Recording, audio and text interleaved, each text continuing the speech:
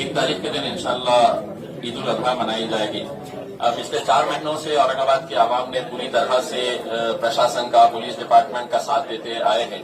और हमें खुशी है कि प्रशासन और पुलिस ने पिछले 4 महीनों के अंदर जिस तरह का काम किया है, आज औरंगाबाद धीरे धीरे अपनी पटरी के ऊपर लौट रहा है। आने वाला महीना, जैसा सीपी साहब ने बताया है कि बहुत सारे त्योहार हैं, उसमें एक सबसे पहले शुरुआत अगस्त महीने के अंदर होती है ईद उल अजहा से, उसके बाद श्रावण का महीना त्योहार आता है, फिर उसके बाद गणपति का जो हिंदू भाइयों के लिए बहुत बड़ा त्योहार है वो आ रहा है, मुहर्रम हमारे शिया भाइयों के लिए बहुत बड़ा त्योहार है। तो ये सब त्योहारों को देखते हुए हम चाह रहे हैं कि अब चूंकि बाजारें खुल गए हैं, मार्केट खुल रहा है धीरे धीरे, तो हम चाहते हैं कि इबादत गाहें भी खोली जाए, ताकि उसमें सिर्फ मस्जिदों की बात नहीं कर रहे हम, मंदिर, गिरजाघर हो या गुरुद्वारा हो, ये तमाम जो धार्मिक स्थल है ये सब खोले जाए।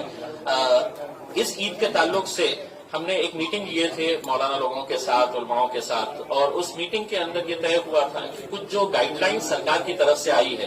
वो गाइडलाइंस के ऊपर चर्चा करने के लिए कि क्या सरकार के गाइडलाइंस ये दीनी एतबार से ये पॉसिबल है क्या फॉलो करना। उसमें एक ये था कि ऑनलाइन है तो आप जानवरों की फरोख्त कर सकते, खरीद सकते हैं, तो ये है कि जो खरीदना चाहे वो खरीद सकते हैं, लेकिन छोटे मोटे किसान जो है जिनके पास छोटे 2-4 जानवर होते हैं, वो आते हैं मार्केट के अंदर, 2 पैसा कमाते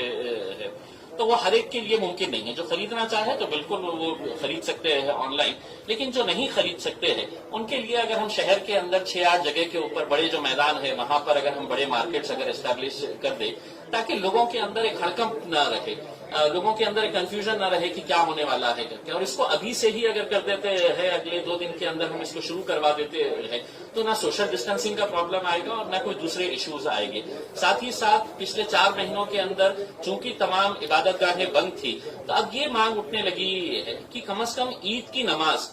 ईदगाह के अंदर पढ़ने की इजाजत दी जाए, जो भी कंडीशंस रहेगी। अब दूसरे मुल्कों के अंदर देख रहे हैं हम कि इबादत गाहें खोल दी गई है, कंडीशंस के साथ किया जा रहा है उसको फॉलो, तो वो कंडीशंस को फॉलो करते हुए अब नमाज जो है वो उसको ईदगाह के अंदर पढ़ने की इजाजत मिले, ये मांग तमाम उलमाए कराम की है। साथ ही साथ गवर्नमेंट ने अपने नोटिफिकेशन के अंदर ये कहा है कि प्रतीकात्मक तरीके से आप कुर्बानी करें। प्रतीकात्मक मतलब ये है कि आप सोच लीजिएगा कि आपने कुर्बानी कर लिए है करके, तो ऐसा तो मुमकिन नहीं हो सकता है। अब ये किसी न किसी ने है तो सरकार से ये सवाल उठाना चाहिए था, लेकिन नहीं उठाए, तो आज हम इसके जरिए ये उठाना चाहते हैं कि आप हमें एक्सप्लेन करिए कि प्रतीकात्मक कैसा होता है करके। तो ये सब चीजें मुद्दे थे, उसके ऊपर चर्चा हुई, पुलिस डिपार्टमेंट ने पूरे तरीके से सुना है और हमें यकीन है कि पुलिस डिपार्टमेंट जो लोगों की भावना है उसको सरकार तक पहुंचाकर